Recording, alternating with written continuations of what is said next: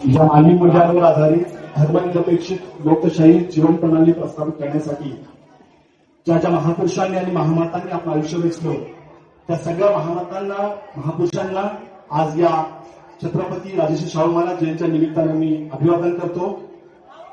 आजच्या या कार्यक्रमाला लाभलेल्या आम्हाला प्रमुख पाहुण्या तसं तर आम्ही या आधीही कुणाला विनंती करत नव्हतो आणि आता तर आम्हाला कुणाला विनंती करायची गरज नाहीये। त्या ॲक्टिव्ह हॉस्पिटलच्या संचालिका प्रख्यात मधुमेह तज्ञ आता डायबेटॉलॉजिस्ट आणि कोल्हापूरची लेख आदरणीय विनंती कौर मॅडम, त्याचप्रमाणे इथल्या परिसरातील गोरगरिबांची लेकरं घडविणारी जिला आम्ही मागच्या वेळेलाच आदर्श मुख्याध्यापिका म्हणून पुरस्कृत केलं होतं त्या भंडारे मॅडम मी तुमच्याबद्दल केव्हाही चैतन्य बोललो होतो। मला वाटतं मॅडम असं वाटतं की एका आईला आपल्या मुलाबद्दल जी तळमळ वाटते, आपल्या आईला जी मुलाची काळजी वाटते तशी काळजी तुमच्या बोलण्यात आणि तुमच्या त्या चेहऱ्यात मी पाहिलेली आहे। आम्ही बरेच सारे कार्य आपल्याकडे केलेले आहे। त्या अर्चना भंडारे मॅडम, त्याचप्रमाणे भोसले सरांना तरी याला जमलं नाही परंतु त्यांचे सचिव आलेले आहेत जितेंद्र कुराडे सर, आदरणीय चिमूर सर आणि माझा सगळ्या विद्यार्थी मित्र आहोत। आपल्या सगळ्यांना छत्रपती शाहू महाराज जयंतीच्या हार्दिक शुभेच्छा।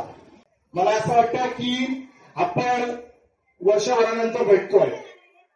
मी पुढारी आहे परंतु मी राजकीय पुढारी नाही, त्याच्यामुळे मी मला आश्वासन देणार नाही, परंतु अशी लोक जर का सोबत असतील, कुराडे सर असतील, विनंती मॅडम असतील, चंद्रपूरमध्ये कार्यक्रम म्हणजे घाईघाई तासात लागतो, तर मी म्हणतो की मी पुन्हा येईन आणि मी पुन्हा येईन।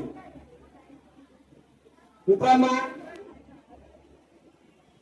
मला असं वाटतं की छत्रपती शाहू महाराज इथे जमलेल्या कुठल्याही माणसाला आणि विद्यार्थ्याला सांगण्याची गरज नाहीये। आपण लोक पाहिलाच, कारण छत्रपती शाहू महाराज यांच्या घरात आहे आणि छत्रपती शाहू महाराज यांच्या विचारातही आहे। शाळेत ठरलं की छत्रपती शाहू महाराजांची जयंती करायची आहे, मास्तर म्हणाले पदोपदीचा छत्रपती शाहू महाराजांचा तिथंच तुम्हाला बोलले मिळेल। त्याच्यामुळे छत्रपती शाहू महाराजांच्या बद्दल मला तुम्हाला फारसं सांगण्याची गरज नाहीये, परंतु एक आता सैनिक आंदोलन झालं होतं, त्या आंदोलनामध्ये एका हरामखोराने वक्तव्य केलं होतं की हा महाराष्ट्र फुले शाहू आंबेडकरांचा नाही। त्या हरामखोराला मी सांगू इच्छितो की हा महाराष्ट्र त्यावेळी फुले शाहू आंबेडकरांचा होता आणि हा महाराष्ट्र आजही फुले शाहू आंबेडकरांचाच आहे। आणि लोकांना आम्ही फुले शाहू आंबेडकर किंवा ज्यांनी फुले शाहू आंबेडकर अगदी मी दावा करतो, ज्या ज्या मातांनी फुले शाहू आंबेडकर स्वीकारले आज ते अधिकारी आहेत, आज ते पुढे आहेत आणि ज्यांनी फुले शाहू आंबेडकर नाकारले आणि त्या संघाच्या शाखेत गेले आज ते पोतराज आहेत। त्याला आमचा दोष अजिबात नाही, त्याला दोष तुमच्या विचारांचा आहे। त्या हरामखोराला आता मला रात्री स्तंभ भेटला होता, त्याच्यानंतर आमच्याला त्यांचा थोडा हिंसक होतो। आता काढवायची काय अक्षय कुठे आहे मला लावतो असं बरं तो कोणता शिवाय नव्हता, पण त्याला फोन उचलला ना आता आमच्या चांगल्याच्या एसपीची बोलून हुशाला माहिती आहे की जवळपास महाराष्ट्रातल्या अर्ध्या जिल्ह्याचे एसपी मला नावाने ओळखतात। हुशाल तुम्हाला सांगेल सगळे एसपीशी बोललं जातं, पण म्हणायचं की आज आमच्यात जी प्रगती झालेली आहे, आज जिथे आम्ही उभे आहोत ते केवळ आणि केवळ फुले शाहू आंबेडकरांच्या विचारांचं धन आमच्याकडे होतं, त्या विचारांची शिरोळ आमच्याकडे होती आणि त्या शिरोळच्या बळावर आज आम्ही उभे आहोत। डॉक्टर बाबासाहेब आंबेडकरांची अनेक अशी वाक्य आहेत, शिका संघटित संघर्ष करा, शिक्षण मागणीचं दूत आहे, परंतु डॉक्टर बाबासाहेब आंबेडकरांचं वाक्य जे आहे जे मला सगळ्यात जास्त वाटतं आणि आज त्या वाक्यावर अंमल करत असल्यामुळेच मी काय आहे पण वाक्य होतं एका नारोकर नावाच्या विद्यार्थ्याला बाबासाहेबांनी सही केल्याने एक वाक्य लिहिलं होतं, बी ट्रू टू युअरसेल्फ, तुम्ही स्वतःशी प्रामाणिक राहा। विद्यार्थी मित्र आहोत, मला तुम्हाला हा संदेश सांगायला मला होता पुन्हा एकदा की तुम्ही स्वतःशी प्रामाणिक राहा। जे काय करा ते प्रामाणिकपणे करा, जे काय करा ते मनापासून करा, जे काय करा त्याला तुम्ही 100% देण्याचा प्रयत्न करा। पालकी पालकांना मी सांगेन की तुमच्या मुलाला केवळ त्याला 90% काढलं पाहिजे, केवळ त्याने 75 काढलं पाहिजे म्हणून त्याला अभ्यासामध्ये फोर्स करू नका.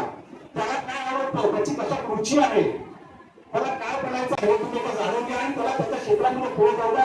तर तो त्या क्षेत्रामध्ये पुढे जाईल. आणि जेव्हा माणूस स्वतःशी प्रामाणिक असतो, कारण एक गोष्ट लक्षात घ्या विद्यार्थी मित्रांनो, तुम्हाला अजून खूप जग पाहायचं आहे. जगात तुम्हाला कुणालाही उत्तरं द्यायची नाहीये. जगात उत्तरं ही तुम्हाला स्वतःला द्यायची असतात.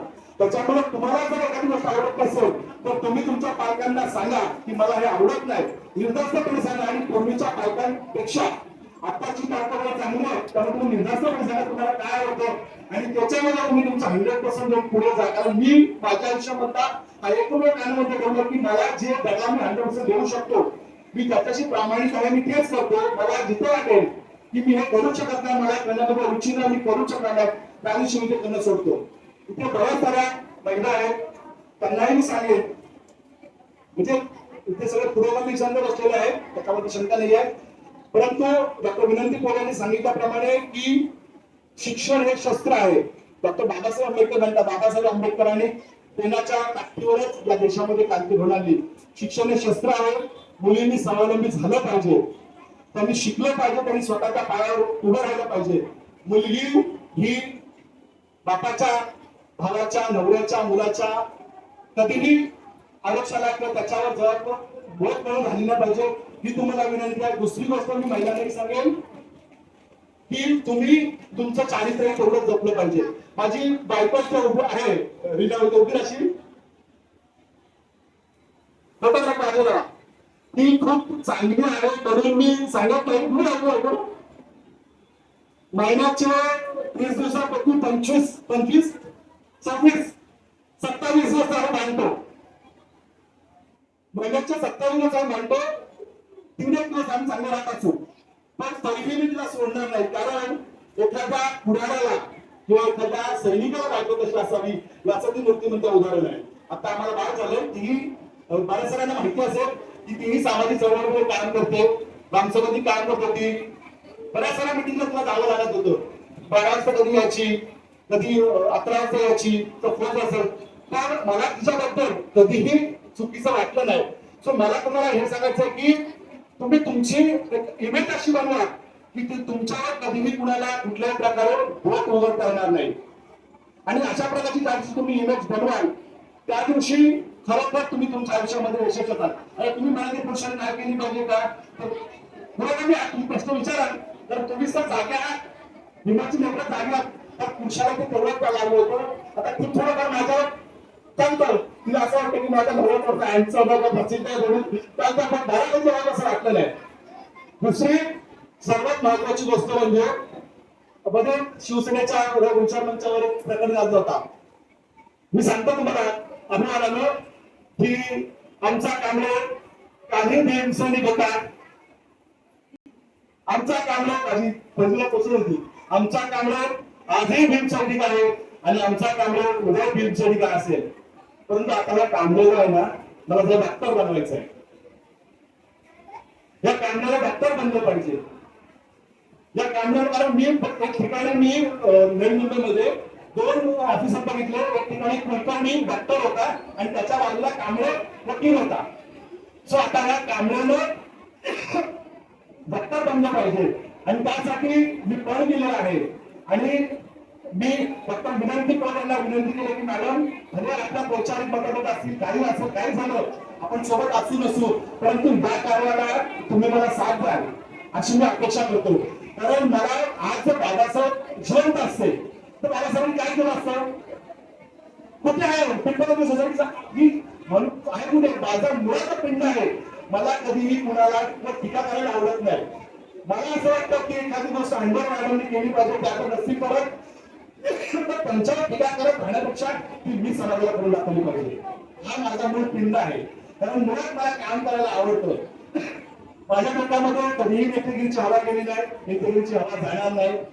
लेखकांनी गाय कापली म्हणून मी कधी बकरे कापले नाही, किंवा मला लोकांनी नेता समजा असं कधी वाटलं नाही. मी नेहमी ग्राउंड लेवल असतो. त्यांच्या आंदोलनाला थोडं पोचायला उशीर झाला होता.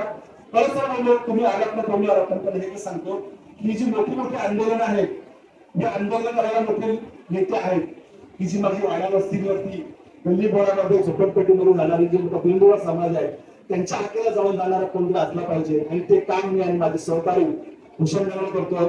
तुषार माझ्या बरोबर आहे, संतोषजी आहेत. त्यामुळे आपला जास्त वेळ घेणार नाही. परंतु या कार्यक्रमाच्या व्यतिरिक्तही प्रसंग राष्ट्राच्या व्यतिरिक्तही तुम्हाला जिथे जिथे आमची मदत लागेल, जिथे जिथे तुम्हाला आमचं मार्गदर्शन लागेल तिथे तुम्ही आम्हाला संपर्क करू शकता. मागे आम्ही ऍक्टिव्हिटीच्या माध्यमातून आपल्या इथं तुम्हाला माहिती ह्याच्या इथेच आम्ही मानसोपचार तज्ञांचा सेक्शन घेतला होता. तुम्हाला कुठेही काय प्रॉब्लेम असेल पालकांनी सांगतो, तुमची मुलं थोडीशी विचित्र वागत असतील तर त्याला पुढे एज्युकेशनला मार्गदर्शन पाहिजे असेल, त्याला काय मदत पाहिजे असेल तर आमचे संपर्क करा. ज्या मार्गाने आम्हाला होईल त्या मार्गाने आम्ही तुम्हाला प्रयत्न करू. आणि आम्हाला माहिती आहे सर आहेतच, जितेंद्र कुराडे सर आहेतच. माझी अशी बरीच सारी भावंड आहेत ज्यांना एक माझ्यासारख्या भावाची मदतची अपेक्षा आहे. विनंती मॅडमचा मुलगा लंडनला आहे, तो आता जवळपास शिक्षण कंप्लीट करून तोही नको लागेल. मॅडम विनम्रकडे तुमच्यासारखी आई होती, परंतु सगळ्यांकडे तशा आई नाहीये किंवा असं करतील. सो तुम्हाला विनंती आहे की अशी जे विद्यार्थी आहेत यासाठी आपण थोडंसं आपल्या प्रॅक्टिस एन्जॉय करून त्यांनाही मदत करावी अशी मी आपल्याला एक आठवड्यावर विनंती करतो. आपला जास्त वेळ घेत नाही, सगळ्यांनी वया घ्यायचे, आपल्याला सोबत मॅडमच्या सगळ्यांचे आपल्याला फोटो काढायचे आणि ते झाल्यानंतर आपल्याला केक आणि समोसा सोबत खायचे. सो वया घेतल्यानंतर कुणीही जाऊ नका, तुम्हाला पुन्हा एकदा विनंती करतो. त्याचप्रमाणे आजच्या कार्यक्रमाला आपण प्रमुख पाहुणे म्हणून राहिला त्याबद्दल मी आपले आभार व्यक्त करतो आणि मी इथे थांबतो. जय भीम, जय भारत, नमस्कार.